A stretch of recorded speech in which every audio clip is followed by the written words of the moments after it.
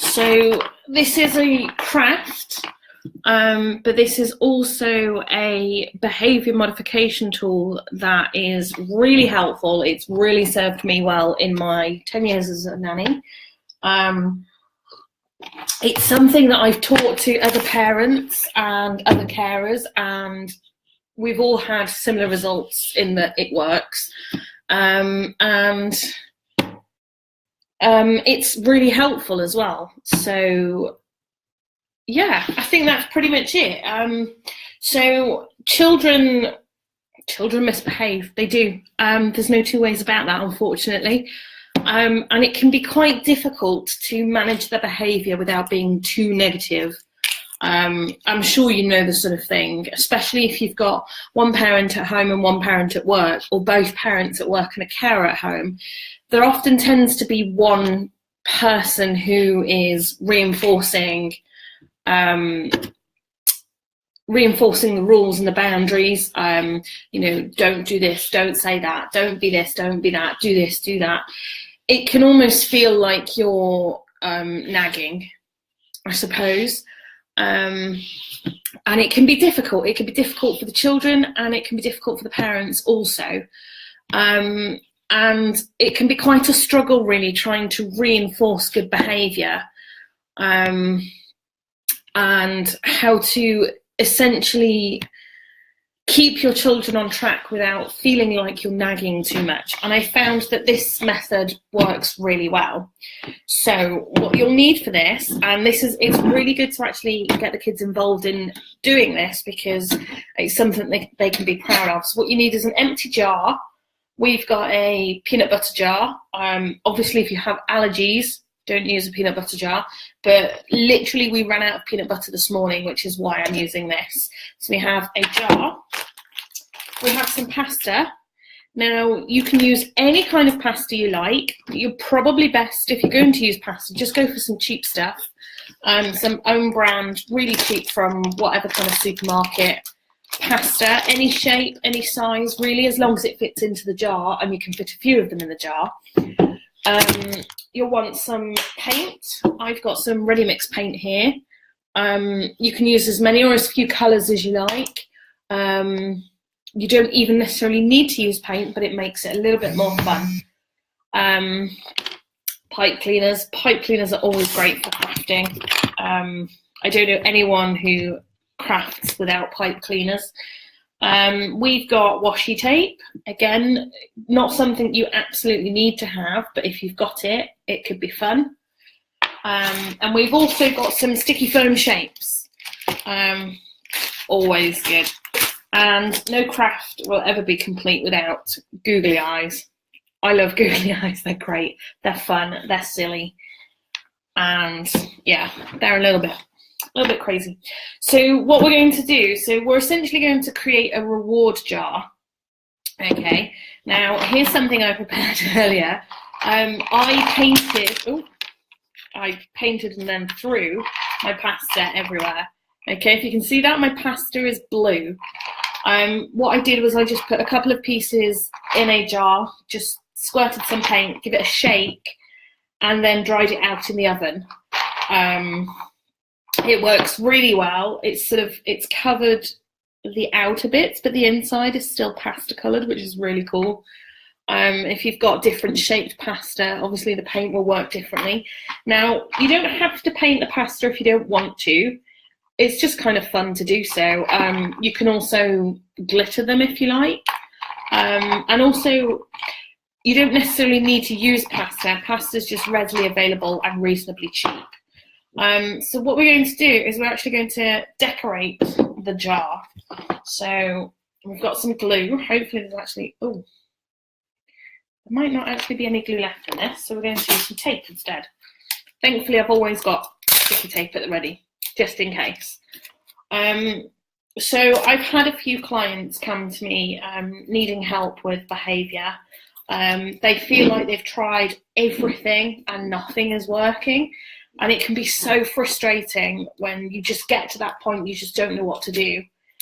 And we've all been there. I mean, I've certainly been there. I've been doing this job for 10 years now, and I've still reached the point where I'm like, I don't even know what I'm doing right now. So we have googly eyes on the jar. We all get there, and that's nothing to be ashamed of. Something doesn't work, it doesn't work. I've not had anyone come back and say to me that this didn't work at all. Sometimes it gets off to a slow start. Sometimes it works for a while, then it stops working, then it picks up again. It varies. It depends on your implementation of the jar and how well your child responds to it. I find that if you have them involved in the process of making the jar, then the jar has some special meaning for them then. We're just going to stick some foam shapes on. So we've got our eyes, and then we've got a dolphin, because I love dolphins. They're actually my favourite animal, despite what people might believe about me and my favourite animal. I'm hoping that there are people tuned in, because nothing's popping up. I've got like 2 eyes at the top, but if anyone's writing any messages, I can't actually see anything. So hopefully got some people tuned in and I'm not just chatting to myself. So yes, as I was saying, I've literally never had anyone come back to me and say this didn't work, which is why I always teach this to parents and carers. Oh, we've got some thumbs up. Oh, that means somebody's watching. Hey guys, not sure who that is, but thanks for the thumbs. Yeah, so this has always worked to an extent, and it depends on the implementation and, you know, how dedicated you are to it, really. So what you want to do with your jar is literally give it a silly face, stick some sticky things on, you know. Oh, more thumbs up, thank you. Oh, hi Lisa and Sam. I think I saw Sam then. Hello. So we've got a funny little alien jar here at the minute. And I think maybe we'll give him a little bit of a bow tie at the bottom here or something. It doesn't really matter, to be honest, how you decorate the jar. Going for something that your children like, obviously, is the best idea, because the jar is going to be for them.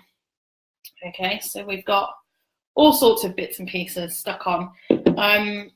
If they want to, you know, put in their names on it, they want it to be really personal, so then it means something to them, and then it actually has the desired effect. Okay, so now we've got our silly little jar, and what you need is sort of a set of rules. It's really good if you're trying to create a habit, as it were. This is really good for starting good habits. So you need a set amount of pasta. I'm not sure how many pieces we've got here, but say 20. And your goal will be 20 pieces of pasta. Now, you can either write it on the lid, or you can stick a post-it on the back of your jar and just write what the target is. So 20 pieces of pasta. Now, pieces of pasta can be gained for anything, really. It's up to you to set the boundaries. So if you want your littles to start making their beds, you can, first of all, you can start every time they make their bed, they get a piece of pasta. So Monday they made it, Tuesday they made it, Wednesday they didn't. So we don't get a piece of pasta for that. We don't take pastas away, okay? That's my firm belief. We don't demerit and we don't take away achievements, because I think that that's actually quite detrimental to children learning. It's like when you have a star chart at school, taking away a star from a star chart is just horrific, in my opinion, and it's really quite damaging. So I would never take away a piece of pasta for less than favourable behaviour. They simply don't earn a piece of pasta. Okay, so we've got Monday and Tuesday, we made our beds. Wednesday we didn't, that's fine. We just don't get pasta. Thursday we made our bed. Friday, Saturday, so on and so forth. You get the picture. So the more we make our beds, the more pieces of pasta we get. Okay, and once we get a full jar, or however many your goal is, we can then essentially cash this in for a treat. Now, treats don't necessarily have to be toys or anything like that. It doesn't have to be material goods. It could be, for example, an hour of mummy and me time, or an hour of daddy and me time. It could be 3 bedtime stories instead of 1 bedtime story. It could be, you know, we're going to paint your nails for the weekend, if that's what you're into. We'll build a train track and we'll leave it out for a week, that sort of thing. We try not to focus too much on material rewards, because that doesn't necessarily foster good behaviour. And so you can use it for all sorts of things. So making a bed. So once you've gone sort of 2 or 3 weeks and your child is making the bed more often than not, you can then sort of start changing the goalposts. For example, at the moment, my littles, if they make their bed more times than they don't in the week, they get 1 piece of pasta on a Friday. So for example, if they do make their bed 4 times and don't make their bed 3 times, they get a piece of pasta at the end of the week. They have one chore that they have to do every day. And again, if they do that chore more often than not, again, they get another piece of pasta. You don't want to make it too hard on them, but at the same time, you don't want to make it too easy. And then you get a piece of pasta for general good behaviour. So if they've been reasonably good all week, they can have a piece of pasta. If they've been excellent all week, no arguing, no fighting, you can chuck in an extra piece of pasta for that. The options are, like, there's no limits really to what you can do. And as I say, I've never had a client come back and say to me, this didn't work, it just didn't do anything. There's always been some sort of positive reaction and also positive change. And perhaps if any of my clients see this and they've tried this before, if you could let other people know how well it worked for you. I also have a blog that I need to get around to writing. I've been so busy recently, I just haven't done anything on my blog. I was supposed to do the Easter egg blowing on the blog and I completely forgot, and now it's just too late. So yeah, I mean, it's a pretty simple system. Kids thrive on praise and reward, and it's positive reinforcement. It's a basic psychological premise whereby you do a good thing, you get a good thing. You know, you do good, something good happens. You do bad, it's not necessarily that bad things happen, but the good thing doesn't happen. So this is why we don't take things away, because I'm much more into positive reinforcement than negative reinforcement. I do believe in restrictions of privileges sometimes, only in extreme circumstances, but I'm more into positive reinforcement. So earning a reward for doing a good thing, not earning a reward for not doing a good thing, if that makes sense, and not taking them away. That's just for me, it's quite detrimental if you take these things away. And as I say, you can set the goal on how many pieces of pasta you want. You can have any size jar or pot. You can decorate it however you wish. That can sort of be the first step in modifying behaviour. So the first reward is you get a jar that you decorate together. So, you know, you and your little one spend an hour, you know, making the jar look amazing. You can paint it. You can stick things on it. Literally, there are no limits to what you can do with your jar. You don't have to be creative even slightly. Let the kids lead the way. They will love it. And obviously, if you have more than one child, you'll need more than one jar. Older children, their expectations are different. And so the things that you'll want them to do in order to gain pasta is different. So, for example, if you don't make your bed every day, then you don't get a pasta, for example. Whereas with a little one, if you make it more often than not, then you get a pasta. And, you know, you change the goals. And it works for behaviour as well. So if you have a child who fights with a sibling, you need to sort of, obviously you need to challenge that behaviour. You need to figure out what's going on and why this behaviour is happening, but to stop the behaviour. If your child is just a pain in the butt, which frankly, let's face it, sometimes they are, they're just a pain. If you want them to stop antagonising their sibling, you know, again, use the pasta jar. If you want to bring in some behaviours or get rid of some behaviours, the pasta jar is amazing for it. And as I say, the rewards, you don't have to have material rewards. Something like an extra story at bedtime. Believe me, the kids love it. And if you want it to be something spectacular, that's entirely up to you. And the way I set it out with the children that I look after at the moment, we have on a Monday, we have a sort of a brief on what's going to happen during the week. So we need to make our beds, we need to do our chores, and we need to have good behaviour. And I always let them know you have free pastas available that you can get, and if you want them, it's up to you to earn them. If you only want one piece of pasta, that's fine. You have to earn one piece of pasta by doing X, Y, Z. So I let them make the decision themselves. So if they don't earn the pasta, that's their choice. And I always say to them, you don't have to make your bed. You're absolutely not obliged to make your bed. You don't have to do it. But if you do it, piece of pasta in the jar. Easy. And then they become really determined then to do these things, you know, to make their bed, to pick up after themselves. Picking up after themselves is such an important one, because so many kids, they just don't do it, because they just take for granted that we're going to do it for them. And we do, because that's what we do. I spend all day, every day, just picking up after the kids. And it's second nature to me, because I've been doing this job now for 10 years, just picking up after, you know, they go around, they get undressed and, you know, clothes come flying, and I'm just behind them picking the clothes up. But if they can remember to put, for example, their socks in the laundry basket, have a piece of pasta. If they can put all of their clothes in the laundry basket, have an extra piece of pasta. It depends on the age of your children and their capabilities, what will work. And I'd say this is a really good thing to start from about the age of 3. It definitely works.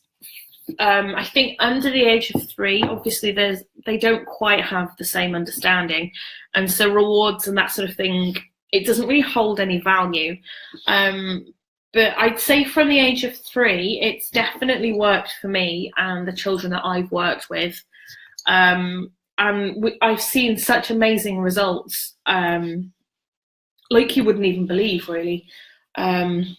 Just from something so simple. And the best thing about this is when it's a clear jar, so they can see just how much they've got. If you're not counting, if for example you have a line, say, you know, you use, I don't know, your pipe cleaner, and you adjust it, so fill to here for a reward, and you know, you can move it up, move it down, depending on what kind of behaviours you're focusing on. And they can see how much further they've got to go to claim their reward, and they become in control of their own behaviours, and it works really, really well for them. So yeah, there you go. Behaviour modification with an empty jar and some painted pasta. If you do happen to try it out, do let me know. And I will hopefully get a blog up by the end of the week. I don't want to overstretch myself, but if I say by the end of the week, I should be able to get it up for you. For a client who, she was having difficulty with her son's behaviour, and we introduced the pasta jar, and it worked so well for her. Hopefully it's still working well for her. I don't think we've been in touch recently, but I've been so super busy. But yeah, there you go. If you try it, do let me know how it works out, because as I say, I've never had anyone come back and say, this just doesn't work. It's not working at all. So I'd actually be interested to see if it doesn't work, just because then I'd be able to look at different behaviours and what it is about it that doesn't work. And I'd say probably up to the age of 10 is sort of the age that it stops working, I suppose. I don't generally work with children much older than 10 anyway, so I don't have any experience outside of that. So maybe if you want to try it with older children, let me know how it goes. It may be a thing that continues to work throughout the ages. Who knows? But if you do give it a try, let me know. And yeah, hopefully I can get some more information on how well or how terribly it works. Thanks for tuning in, guys. Hope all of that was clear, and thanks for those who came on. I can see that there's comments. I can't see any of the comments though, and I can see a few thumbs up again, but for some reason I can't actually see who's doing what. So thank you all for tuning in, and hopefully I'll have the blog sorted by the end of the week for you to have a read. Thanks a lot. Bye.